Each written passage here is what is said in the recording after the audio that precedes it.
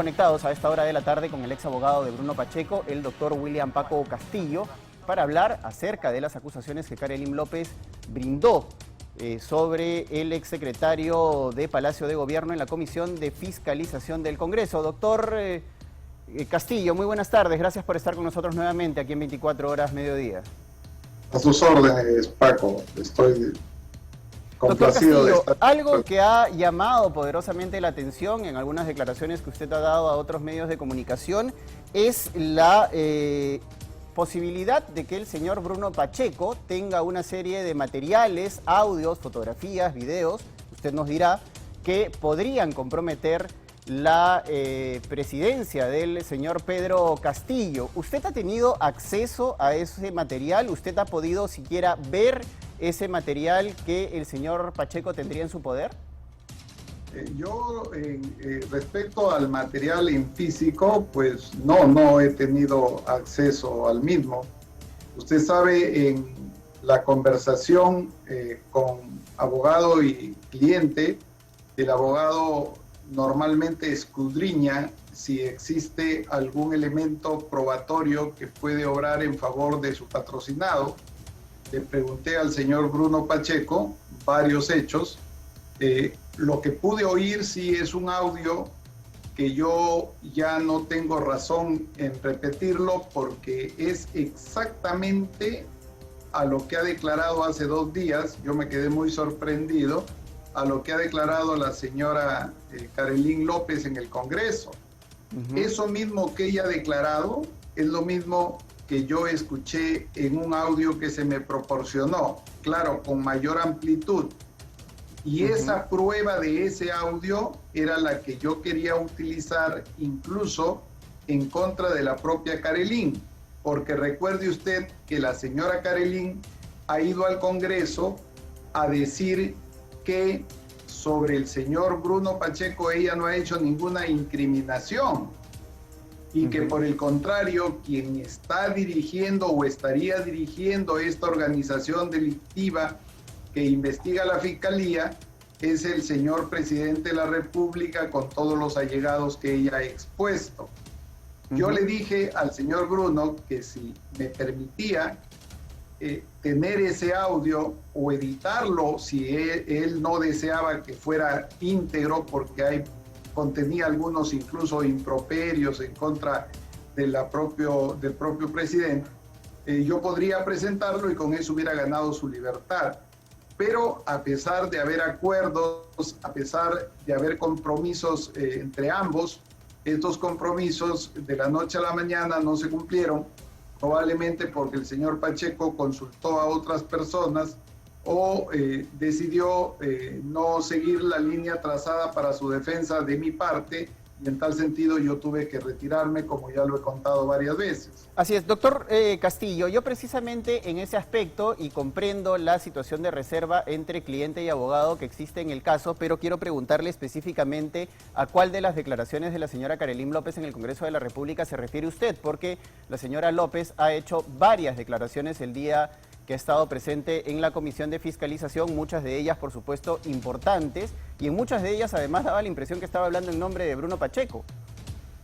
La última, justamente la última, de hace 2 días, que efectivamente usted lo ha dicho, en esa declaración que hace la señora Karelyn López, refiriéndose al señor Bruno Pacheco, lo exculpa totalmente, ¿no?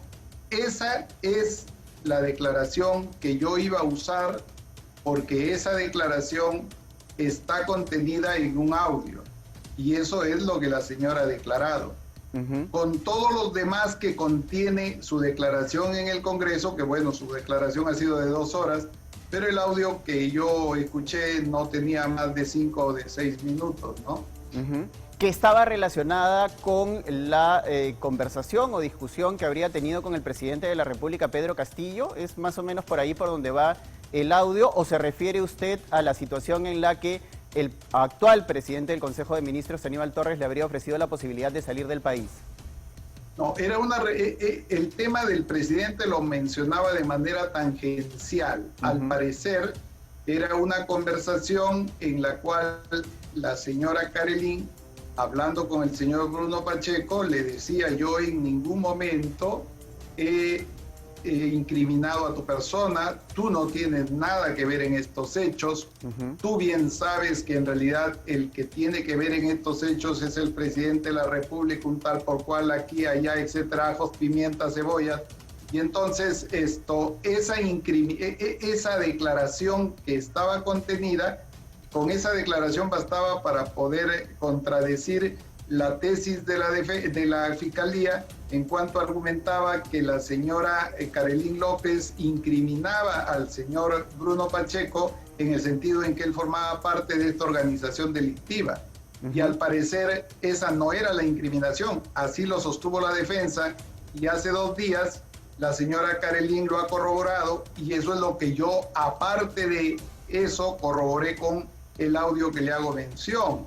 En consecuencia, verdaderamente pareciera tener verosimilitud la declaración de la señora Karelyn López, porque en efecto el señor Bruno Pacheco no tenía capacidad ejecutiva ni capacidad de mando sobre los componentes que tenían a cargo la licitación, esto es Ministerio de Transportes y Comunicaciones y todos los funcionarios que no le debían, en realidad no estaban subordinados a Bruno Pacheco, sino claro, en todo pero, caso, pero digamos, presidente. Doctor Castillo, usted me dará la razón cuando yo le digo que el señor Bruno Pacheco, si bien no tenía una autoridad de poder como tal, al ser secretario general de Palacio de Gobierno, era un funcionario público con un acceso privilegiado sobre otros funcionarios públicos que además tienen una llegada directa al presidente de la República, y como sabemos por testimonios no solo de la señora Karelyn López, sino de otras personas en las distintas investigaciones que tiene el señor Pacheco, él iba a distintas instituciones públicas presentándose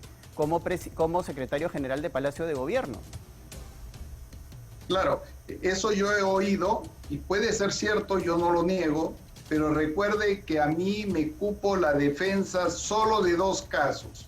El caso de Puente Tarata 3 o 2 y el caso de del tema del FADO, que lo vi muy escuetamente, porque en la parte decisiva donde iba a entrar también en realidad ya me retiré de la defensa. Con respecto a los otros casos, yo no sé, es posible, pero circunscribiéndonos al tema que yo defendí, en verdad ahí no había nexo causal ni relación de subordinación entre el señor Bruno Pacheco y todos los funcionarios que formaban parte de esta presunta organización criminal que hablaba la señora fiscal. El único testimonio que tenía, según la señora fiscal, era la declaración de Karelyn. Entonces, yo al ver dentro de la prueba que decía tener el señor Bruno Pacheco, encontrar este documento, esta prueba, esta grabación, yo dije, permítanme usarla para con esto liberarlo. Ahora, ¿este audio, doctor Castillo, era entre el señor Pacheco y la señora López o entre algún otro personaje que usted no nos ha revelado todavía? En realidad hay cosas que en la reserva de la defensa que tengo, yo debo guardar silencio por ética y lo estoy haciendo. Yo lo que estoy revelando es lo que es público, ¿no? Ya la señora Karelyn ha hecho público lo que contenía este audio, entonces no estoy diciendo nada que la ciudadanía no sepa. Claro, en consecuencia, digamos, permítame en ese sentido insistirle. Yo respeto la relación cliente-abogado que existe y la reserva del caso, pero la pregunta era simplemente si ese audio era entre la señora Karelyn u otro personaje vinculado a las esferas de poder. No es necesario que me diga el nombre, pero por lo menos si me puede adelantar si es una persona vinculada al círculo más cercano de Palacio de Gobierno. No pude distinguir, pero sí habían 2 personas más, no sé si era un funcionario o no, pero sí habían, en esa conversación parecía que estaban más de 2 personas por lo menos conversando. Y conversaban sobre la situación de Bruno Pacheco y la situación relacionada directamente a esta mafia que presuntamente estaría funcionando en el Ministerio de Transportes y Comunicaciones. Exactamente, ella como que deslindaba y le hacía entender al señor Bruno Pacheco que ella misma, me refiero a Carly, no se explicaba de dónde es que había partido esta incriminación y justificaba este hecho en decir, no, yo no he hablado de ti, de quien he hablado es del presidente de la República, y eso es lo que ella ha dicho en el Congreso. Entonces, aparentemente ella tendrá que demostrar esta participación del jefe de Estado si fuera cierto. Ahora, doctor, yo quería preguntarle también si usted en la oportunidad en la que estuvo acompañando al señor Pacheco en su defensa, pudo conversar con él con respecto a la posibilidad de salir del país. Sí, claro que sí. Usted sabe, una de las estrategias de defensa es la principal, que su cliente gane la calle. Yo lo he encontrado al señor Bruno Pacheco privado de su libertad, porque no físicamente, pero se cernía sobre él un mandato de detención preliminar y luego después ha venido la prisión preventiva.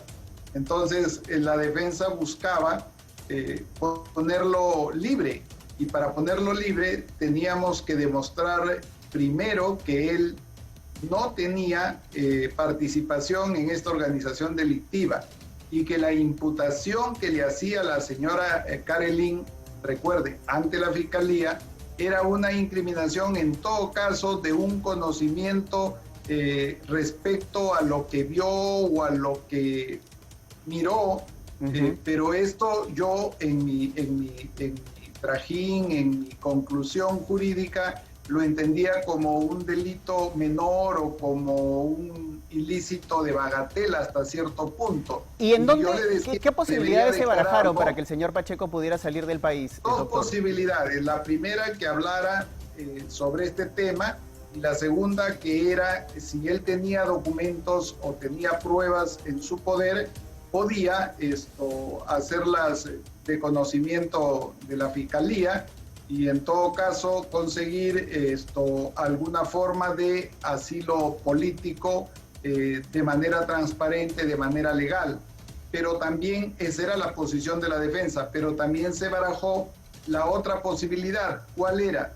Que el señor Pacheco se consideraba un perseguido político, consideraba que era víctima de una persecución, y entonces a él al parecer le habían hecho entender anteriormente que deberían tratar de ponerlo a buen recaudo fuera del país, y lo querían hacer a través de una forma bastante osada, bastante peligrosa.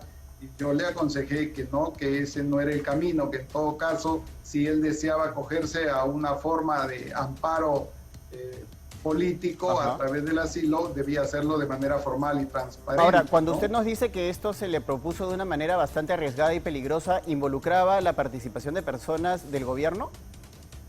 Yo no sé eso, pero no sé quién le aconsejó, pero presumo que tenían que ser personas que deberían tener por lo menos poder para haberle vendido esa idea, o haberle propuesto, para que no se malentienda, haberle propuesto esa idea tan peregrina de moverlo del sitio donde se encontraba a través de no sé qué medios y ponerlo fuera del país.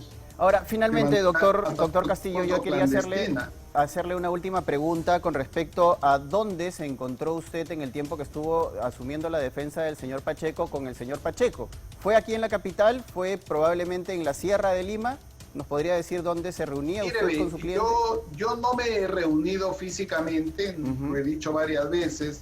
Yo me he reunido con familiares del señor Bruno Pacheco a través, y la comunicación ha sido siempre a través de un teléfono FaceTime o FaceTime, y de esa manera teníamos comunicación y trato directo, pero físicamente no. Yo no deseaba verme físicamente con él, porque indudablemente él tenía una orden de aprehensión, y lo que menos yo quería era saber dónde se encontraba ni dónde se ubicaba. Sin embargo, en algún momento, cuando hablamos de la posibilidad de tramitar un asilo, le dije, en la hipótesis de que esto fuera, cómo haríamos para encontrarnos, y me dijo que se encontraba él en la ciudad de Lima. Entonces yo presumo que sí, que se encuentra en Lima. Muchas gracias, doctor Castillo, por haber estado con nosotros en 24 horas del mediodía para conversar sobre este tema. Ha sido el doctor William Paco Castillo, ex abogado de Bruno Pacheco. Vamos a continuar nosotros con más